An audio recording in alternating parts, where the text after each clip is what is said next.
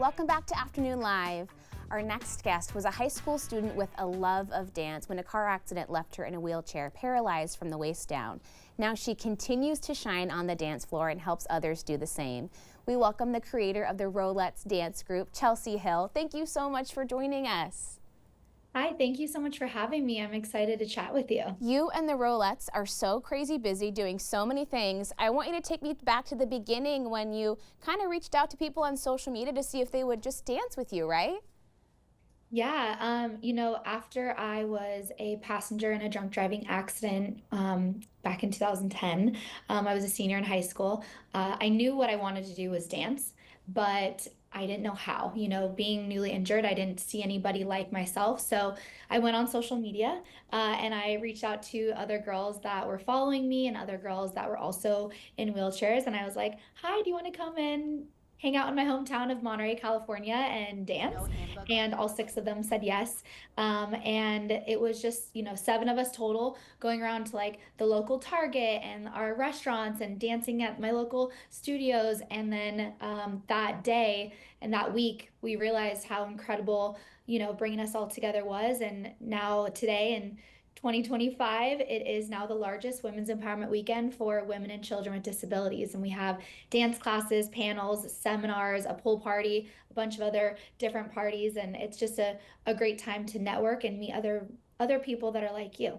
It's pretty incredible to see the video from today of how many people are so interested and just dive right into this. Were you surprised when you first started how many women were just like you and just wanted that, whether it was dance or just community, they needed it?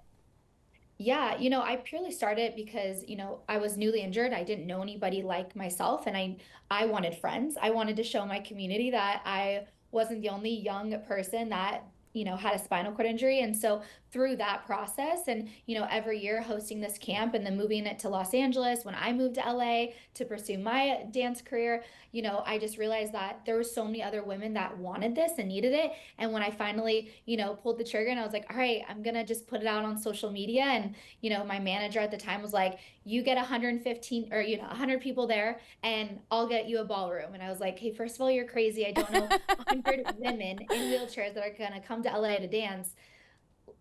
I mean, I was surprised 115 from 12 different countries came out that year. And I remember sitting on stage, welcoming everyone and like wanting to cry because I was like, oh, wow, this is bigger than me. And this is something that our community needs. And it wasn't available before. Right, and it just keeps growing and you've accomplished so much. I want to talk about a big milestone from 2024.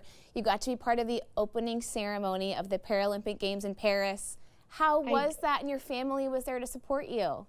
Yes, it was truly incredible. I remember getting the call and I literally thought it was crazy. I was like, this is fake. I got the email and I was like, this is fake. And then, I got the call saying that it was real and they wanted me to come out. And it was honestly the most incredible experience. I was there for 2 weeks, home for 3, there for 2, went back and forth, and I learned so much. But to be able to be there representing USA and see it all happen in real life and see the fireworks and everything, it was just so incredible. And we worked with the most amazing team out there. The designer was incredible, but I just remember looking out and seeing my husband and my daughter out in the stands, and I was like, this is like a dream come true. And she is still so tiny. Look at you all. Oh my gosh, she is just the cutest thing. She probably won't remember it specifically, but to have that moment with her and look back and show her pictures and video, I mean, that's going to be so special for you guys forever.